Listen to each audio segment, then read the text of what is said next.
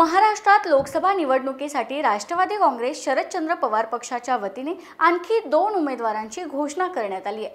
उमेदवारांच्या या यादीत भिवंडी लोकसभा मतदारसंघातून सुरेश म्हात्रे उर्फ बाळ्या मामा यांना उमेदवारी देण्यात आली असली तरी महाविकास आघाडीच्या जागा वाटपामध्ये भिवंडी मतदारसंघावर काँग्रेसने दावा केला होता।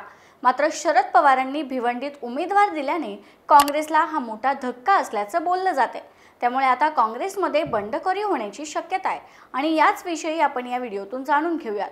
नमस्कार, मी प्रतीक्षा ननावरे आणि तुम्ही पाहताय फॉर द पीपल न्यूज। पुढे जाण्यापूर्वी आपण आमच्या चॅनलला सबस्क्राइब करा, लाईक व फॉलो करा। पोस्ट ग्रॅज्युएट डिग्री कोर्सच्या माध्यमातून परिपूर्ण राजकीय नेतृत्व घडवणारं भारतातील पहिलं institute MIT school of government presents जागर लोकशाहीचा। मुंबई उपनगरांमधील एक महत्त्वाचा मतदारसंघ म्हणून भिवंडी लोकसभा मतदारसंघाकडे पाहिलं जातं। भिवंडी लोकसभा मतदारसंघात लोकसभेसाठी पहिली निवडणूक 1962 साली झाली। त्यानंतर पुन्हा 1967 आणि 1971 मध्येही इथं काँग्रेसचेच खासदार निवडून आले। पण 1971च्या मतदारसंघाच्या पुनर्रचनेनंतर 2004च्या सार्वत्रिक निवडणुकांपर्यंत हा मतदारसंघ अस्तित्वातच नव्हता। 2009 मध्ये हा पुन्हा मतदारसंघ अस्तित्वात आला आणि काँग्रेसचाच खासदार इथं पुन्हा झाला। त्यामुळे सुरुवातीपासूनच या मतदारसंघावर काँग्रेसचं वर्चस्व राहिले। परंतु 2014च्या मोदी लाटेत भाजपनं इथंही करिश्मा दाखवत आपला उमेदवार निवडून आणण्यात यश मिळवलं। सध्याची परिस्थिती पाहिली तर भिवंडी ग्रामीण, शहापूर, भिवंडी पश्चिम, भिवंडी पूर्व, कल्याण पश्चिम, मुरबाड अशा 6 विधानसभा मतदारसंघ असलेल्या या शहरात भाजपचे 2, शिवसेनेचे 2, समाजवादी पक्षाचा 1 आणि राष्ट्रवादी काँग्रेस पक्षाचा 1 आमदार आहे। 2014च्या लोकसभा निवडणुकीत या मतदारसंघातून भाजपचे कपिल पाटील यांनी 1,09,450 मतांच्या फरकाने विजय मिळवला होता। त्यांना या निवडणुकीत 4,11,070 मते मिळाली होती, तर त्यांचे प्रतिस्पर्धी असलेले काँग्रेसचे उमेदवार विश्वनाथ पाटील यांना 3,01,620 मते मिळाली होती। 2019च्या लोकसभेत भाजपने पुन्हा कपिल पाटील यांना उमेदवारी दिली होती, मात्र काँग्रेसने त्यांचा उमेदवार बदलून सुरेश तावरे यांना संधी दिली। या निवडणुकीत पाटील यांना 5,23,583 मतं तर तावरे यांना 3,67,254 मतं मिळाली। 1,56,329 मतांच्या फरकाने पाटलांनी विजयाची माळ घातली। सध्याचं राजकारण पाहिलं तर महायुतीकडून भाजपनं विद्यमान खासदार कपिल पाटील यांना सलग 3ऱ्यांदा निवडणुकीच्या रिंगणात उतरवलंय। त्यामुळे विजयाची हॅट्रिक करण्याचा त्यांचा प्रयत्न असणार आहे।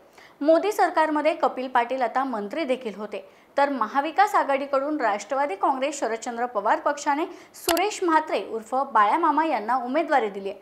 सुरुवातीपासूनच या जागेसाठी काँग्रेस आणि राष्ट्रवादी काँग्रेस शरदचंद्र पवार पक्षात रस्सीखेच सुरू होती। दोन्ही पक्षांच्या उमेदवारांनी नावं जाहीर होण्याच्या आधीच तयारीला सुरुवातही केली होती, परंतु पवारांनी इथून त्यांचा उमेदवार रिंगणात उतरवलाय। त्यामुळे आता काँग्रेसमध्ये बंडखोरी होण्याची शक्यता आहे। पवारांनी इथून उमेदवार जाहीर केल्यामुळे काँग्रेसमध्ये प्रचंड मोठ्या प्रमाणात नाराजी पाहायला मिळते। संपूर्ण कोकण प्रांतातून काँग्रेस पक्षाला उमेदवारी मिळाली नाही।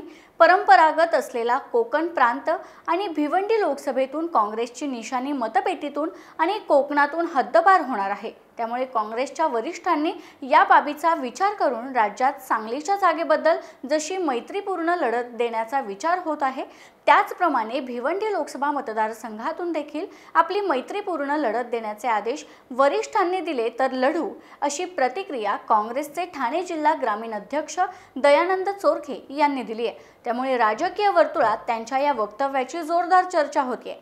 या मतदारसंघातील मतदारांच्या संख्येचा विचार करता या ठिकाणी मुस्लिम मतदारांची संख्या ही मोठ्या प्रमाणात आहे। त्यामुळे समाजवादी पार्टी आणि MIM यांची भूमिकाही या निवडणुकीत महत्त्वाची ठरणार आहे। समाजवादी पक्षाची ताकद या मतदारसंघात असल्याचं पाहायला मिळतं।